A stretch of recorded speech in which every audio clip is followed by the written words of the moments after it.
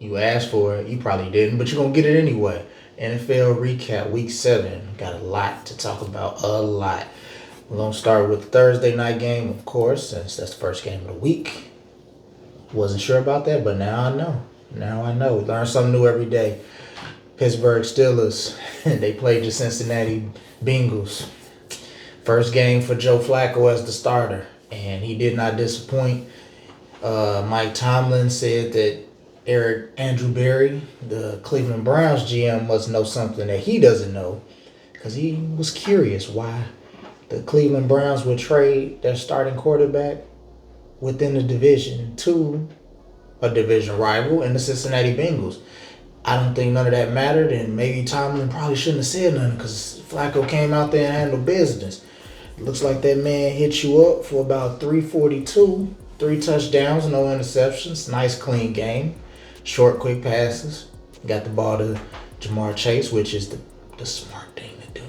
Jamar Chase got 16 catches for 161. Then we had Higgins. How many he have? 6 catches for 96. Simple game plan. Get the ball to Chase, get the ball to Higgins. If you open outside of those two, you might get it. But that's where we going, and that's where he went. And that's what happened.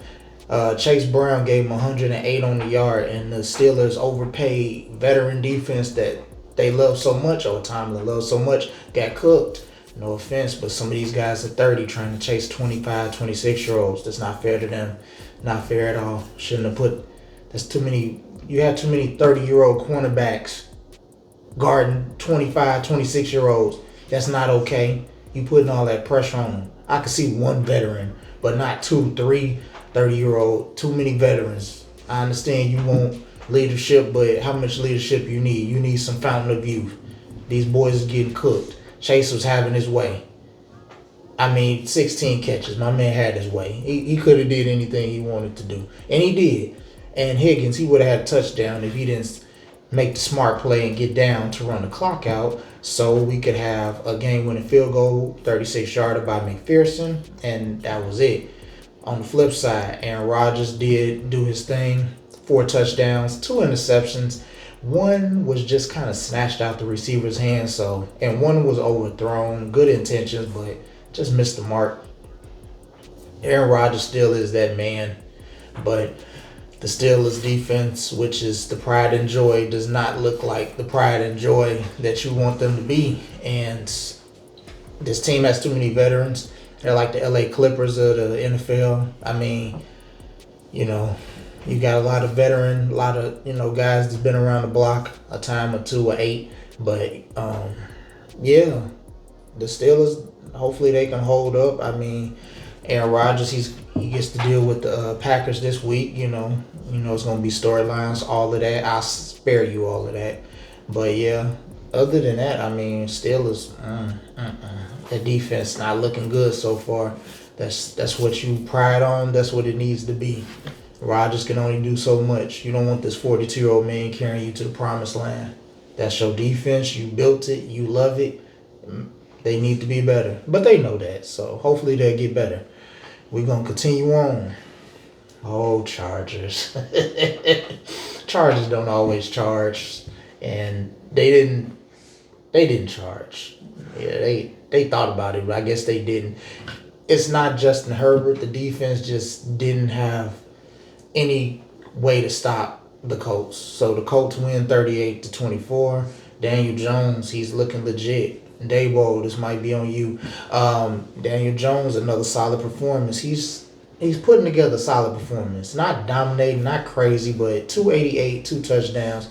He's doing what they asking him to do, spreading the ball around, getting the ball to Pierce, Warren. He looks good already. That's probably the best tight end out of the draft so far. I mean, Pittman, he's always reliable. Downs is always reliable. So, and Taylor, of course.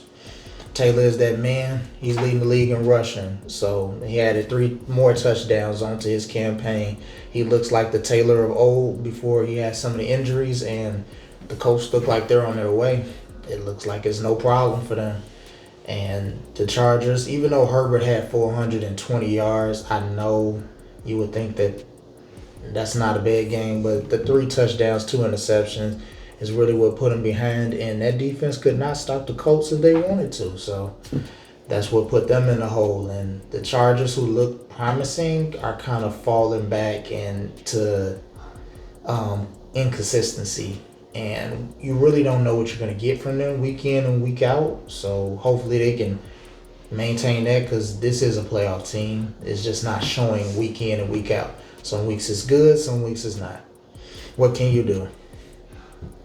But yeah, the Chargers didn't have it. I mean, Herbert, once again, he's another one. He can't do it all. Defense got to help him out a little bit. 38 points, but the Colts are rolling. So, I mean, it seems like everybody that's dealing with the Colts so far this season is not having too much of luck. They seem to have figured out what to do with Daniel Jones and how to mix that together with the running game, and they look solid. So, yeah. Moving on, we got to talk about the Dolphins. Tua, you called out your team saying they didn't come to player-only meetings.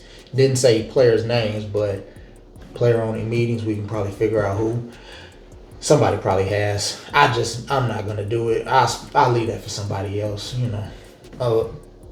Yeah. So when you do things like that, that's cool. But when you go out and pass for only 100 yards and 3 interceptions the next week, that's not cool. That's what gets people on your head, kind of how they are now. So, Tua on the year, 11 touchdowns, 10 interceptions. I don't think Tua's garbage. People say he is. I don't think that, but it's something lacking. The interceptions is piling up, and this Dolphins team is 1-6. And they lose to the Cleveland Browns out of all teams. Quashawn Jennings. If I messed up your name, I'm sorry, big bro. 3 touchdowns, 4 rushing yards, 467 yards, 5 TDs on the year so far. Having a good rookie campaign. Shout out to you. Dylan Gabriel, another bright spot. Not too much, but just enough. Just solid enough to make the game go. But he's a rookie quarterback. They just bringing him along. So we're not looking for 400 yard passings, but they're a team still trying to figure themselves out. And Miami should know who they are by now. Outside of Tyreek Hill, who was lost, you should know who you are. And it shouldn't be 1-6. It looks like this team is giving up since Tyreek has went down, and Tua doesn't know how to rally this team. Maybe because he hasn't had to, but he doesn't know. And I don't know if McDaniels knows either, to be honest. So I don't know. It's probably going to be one or the other that goes, if not both, after this year. Because if this keeps up, what do? You're going to have to fix something. Moving on, we got the Eagles versus the Vikings. Carson Wentz, so-called revenge game. Not really. Wentz did have 313 yards, but 2 interceptions. The Eagles finally found a way to start passing the ball, which is what was needed. A.J. Brown had him a day. He had 183. Smith had 183. A.J. Brown 124. Barkley had the day off, only 44 yards, but when Hurts only has 4 incompletions and 326 yards, 3 TDs, you really don't need to work Barkley. But this is what people have been asking for, and this is what we got. The Eagles pass the ball. This is what you can probably do most of your games. Why it hasn't happened, don't know. But maybe after such a strong campaign with Barkley, you kind of pull back. You don't want to run him like you did last year. It ran you to a Super Bowl, yes, but let's say big bro for this season so you can get back there. And since you didn't use much of the passing last year, maybe you could do that this year. And then when Barkley is needed, he'll give you that, what he always gives you, which is quality, high quality running. So, I mean, A.J. Brown, yep. We don't want bro on the side of the bench reading books. I mean, it's cool, from time to time, but we don't want him doing that because he's bored. So keep him engaged, get Smith the ball, and I think you can have this offense all year. I don't see nobody stopping it. We're going to move on to the Patriots, 5-2. We all seen that coming. So they give a 31-13 beat down to the Titans. Titans can't. Hey, Cam Ward can't save y'all. Y'all gonna learn drafting these quarterbacks. You fired the coach. That don't mean nothing. I mean, he's the. It's been four straight coaches that have drafted a quarterback, and the four straight teams have drafted a quarterback first overall last 4 years, and those coaches did not make it through the whole year with that quarterback. And you could fire the coach, you would draft number one overall, but you will have to put a whole team around them. You can't keep leaving these kids out here to suffer and then hope that they just, I don't know, wake up and carry the team. This ain't the NBA, bro. Y'all gonna have to NFL. I mean, I ain't no genius. I don't work for the NFL, but I know that this is not the NBA where you can put somebody out there and they drag a team by scoring 30 a night. That ain't gonna happen. As good as Cam Ward is or isn't, the team needs to be built out. He is your starting point. He's not the end all be all. He's not gonna lift this team up. This team has holes on top of holes, and one man can't fix it. And that's all. That's all you're seeing this year. 1-6. That's all you're seeing. I mean, outside of a collapse by Carolina, we looking at an 0-7 team. So we getting ready for next year. We start working on the draft board for next year. Start building a team, seeing who's who and who's not, and then we go forward and hopefully improve from there. But we pretty much at the end for them. Patriots. I'm gonna give y'all credit real quick because you 5-2. Patriots. The Titans could be the Patriots. Had a quarterback, drafted him, seen he was okay. Then you had a couple other pieces that had pretty good rookie campaigns, developed into something. Then you went and spent the big bucks, brought some more free agents in, and now your team looks like they have it together. And also, they went and got the right coach. That could be a thing. Get a coach, get the quarterback, get some free agents, get some rookies, mix all of that together. You might have a team, So the team that whooped you might want to learn from them. We're gonna continue on. Giants, what y'all be thinking about when y'all do the things you do? What is that about? So you shut Denver out for the first three quarters, and then they scored 33 points on you in the fourth. Why? Why, Mr. Anderson? What is that about? Y'all, what is that? Why? Giants, come on, man. Y'all, it don't matter who play for y'all. Y'all still do giant type activity. It ain't Russell, it ain't Dart, it ain't Winston. Winston ain't play. It don't matter who it is. It's always giant type activity. Eli ain't, he retired. It is always Daniel Jones is always giant type activity. This is some giant type stuff right here. Shut them down for 3 quarters smooth. And then let them put 33 on your head. That's wild. Yep, so Dart, he had 283, 3 touchdowns, 1 interception. Knicks, 50 passing attempts. I mean, it wasn't the prettiest, but he still gave you 279. 2 touchdowns passing, 2 touchdowns running. And we do get a game-winning field goal by Will Litz. I'm sorry, y'all. It's just hilarious. Like, how do you shut him down for 3 quarters and then let him put 33? I don't know the last time I heard somebody. No, I don't think I ever heard of that. Somebody fact check me. I don't remember anybody putting 30 plus on anybody in a quarter. I mean, that's wild to me. Like, what happened? I mean, did y'all? I mean, I know you up, so you probably go into a prevent defense, not like your normal defense, but as they start to rally back, like nobody said, hey, we need to go ahead and play for real and close this one out. That's crazy to me, but it happened. Giants, man, I hope y'all, yeah. But Denver is on their way. I mean, the defense, they lead the league in sacks, and Bo Nix looks like he doesn't have the rookie slump. He looks like he's trending upward, continuing on, and Denver looks like they on their way. They 5-2, so hats off to them. Boy. We got to talk about your Jets. I didn't want to talk about them, but Carolina, real quick, beat the Jets 13-6. Carolina, 3 straight wins. You holding on.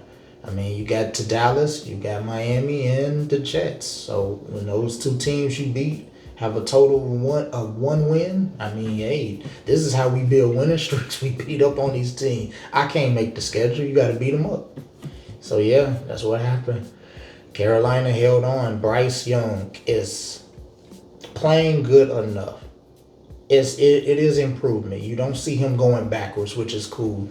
He's 11 touchdowns, 5 interceptions on the year. So he's playing good enough. This defense is solid. And Dowling, he is running for his life. This man he is making this team go with this running game. He is doing great things. So hopefully that keeps up with him. I mean, he's on another level right now, top 3 in rushing. So Carolina holding on, man. They look like they coming to play. They're not coming to lay down, which is a thing we've seen in the past. So I got to give that to them. On the other hand, Jets, it's a no bueno. 0-7, still no victories. Tyrod Taylor come in, no victory. See, even the phone doesn't agree with it. No victories. Justin Fields had to hit the bench. My man Justin, boy, yep. 15 of 27 for 91 yards and no TDs last 2 games. I don't know what's going on with that, but something has to happen. No TDs, no 2 games. You didn't get past 100. I don't know what that's about. I don't know. It seemed, if you're 0-7, this is just me. I'm not no expert, but it is a problem with the team. That is, we joining together on this losing. This ain't one person. 0-7, this is the quarterback, this is the offense, the defense, the coach, the coordinators.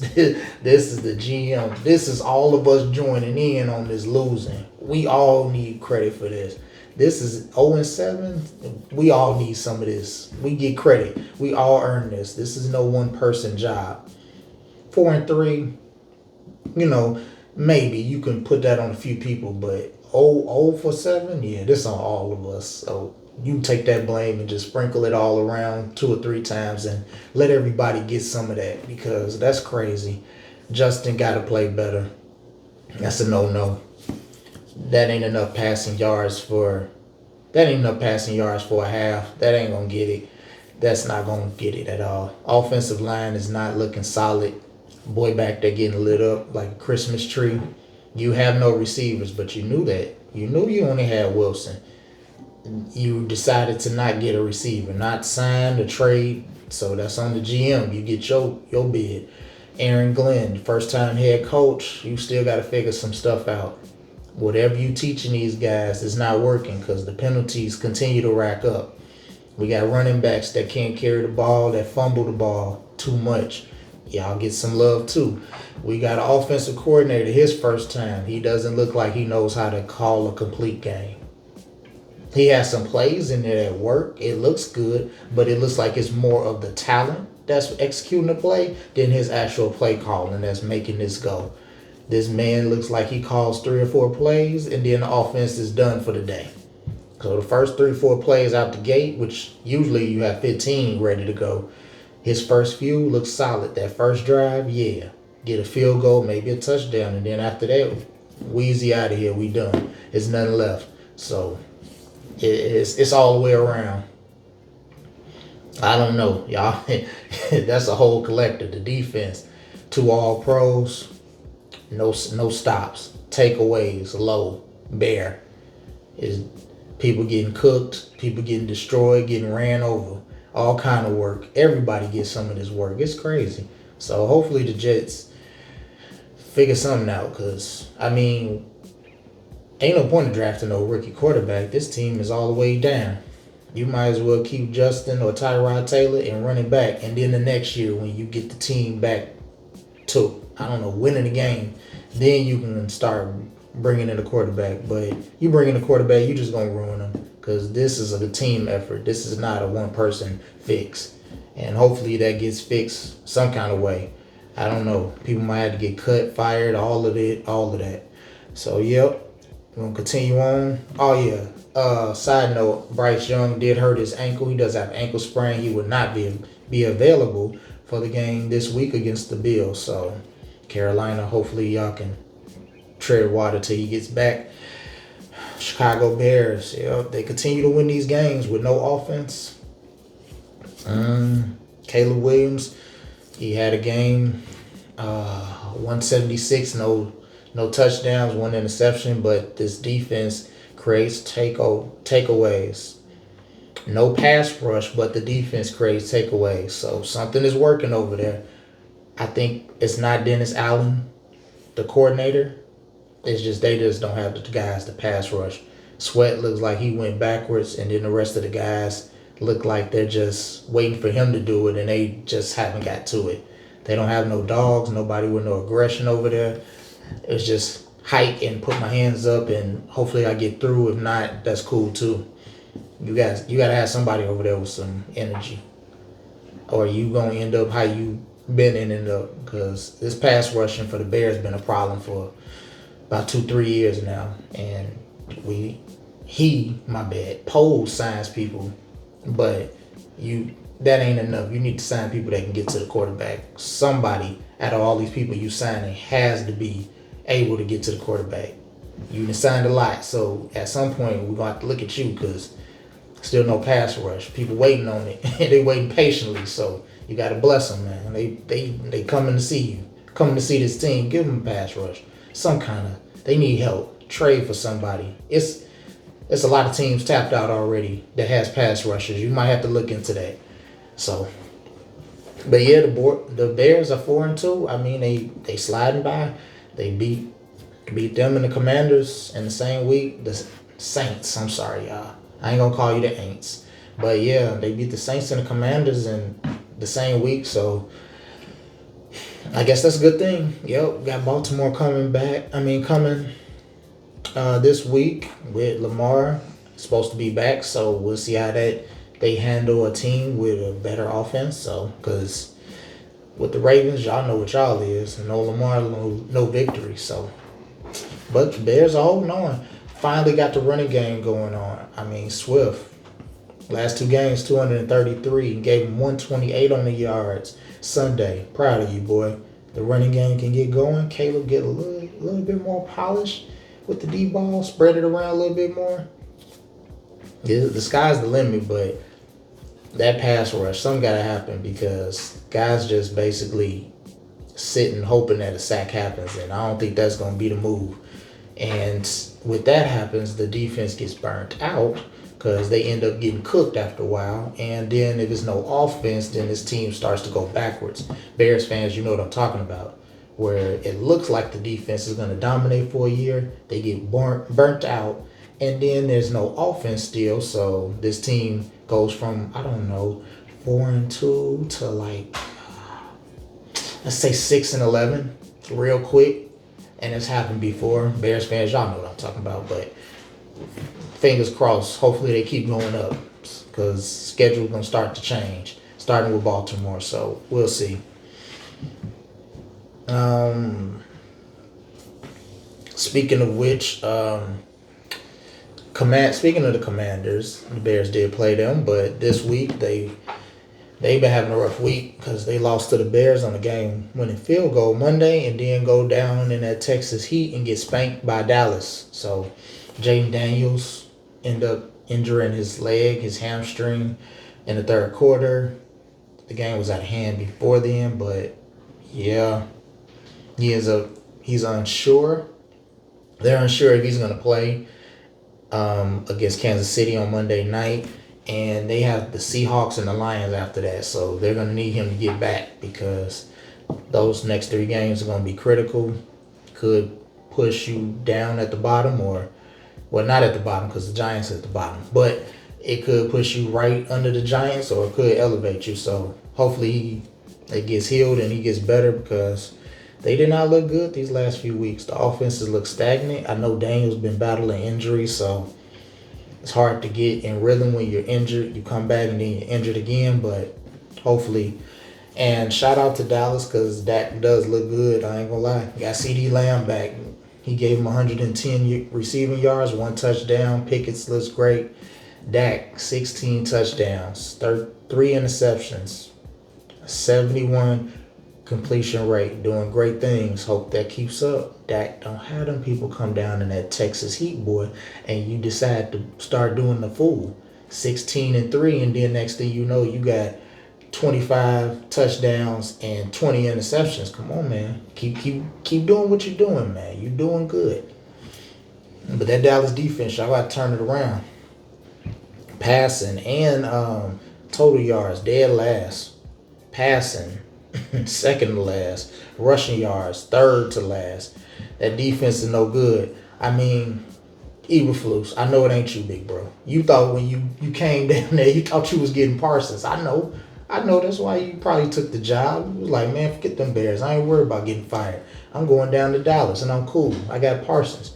I know they hit you for a loop, but somebody going to have to figure out something, because do you really want to put all this pressure on the offense? Dallas got the offense to do it, but do you trust Dak to do this all year round? I mean, because even if he dips off a little bit, this team could lose. I mean, he's playing out of his mind, and so is the offense, but it don't take much because this defense is awful, statistically.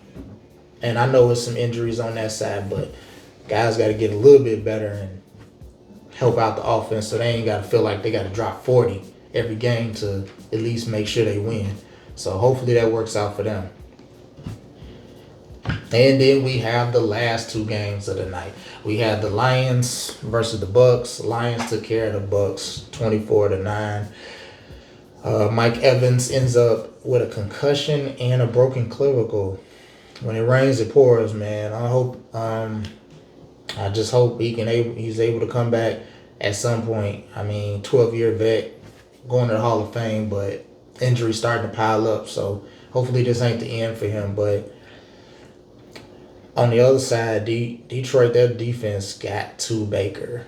Baker was able to move the ball a little bit, but a lot of drops. I mean, Evans was out, Godwin was out, so that's a lot of firepower missing right there. And Hutchinson made life miserable for Baker. And we got to give a shout out to Whiteside, Robinson, Yasin, and Barnes. They was in the secondary all over the place, making it hard to live. And it was hard to live. So shout out to them. Detroit, they defense made it happen. So they on the road. Detroit is not playing around.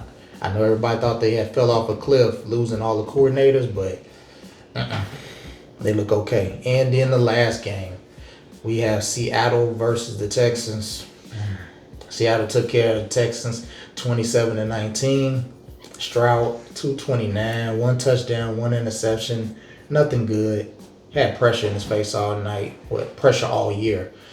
And it's not really about Seattle. It's more about what the Texans are not doing.